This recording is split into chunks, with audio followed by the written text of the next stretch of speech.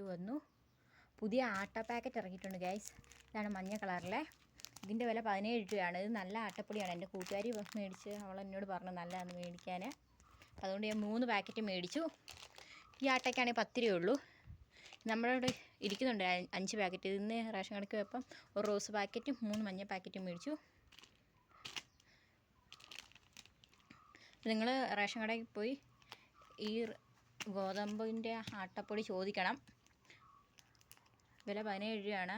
ആരും ഇതിനേക്കാളും നല്ല ടേസ്റ്റാണ് ഗൈസ് ഈ ഗോതമ്പ് പൊടിക്ക്. അപ്പോൾ മറക്കാതെ മേടിക്കേണ്ടതാണ്. ഇത് 3 പാക്കറ്റ് മേടിച്ചു. ഒരെണ്ണത്തിന് 17 രൂപയാണ് ഗൈസ്.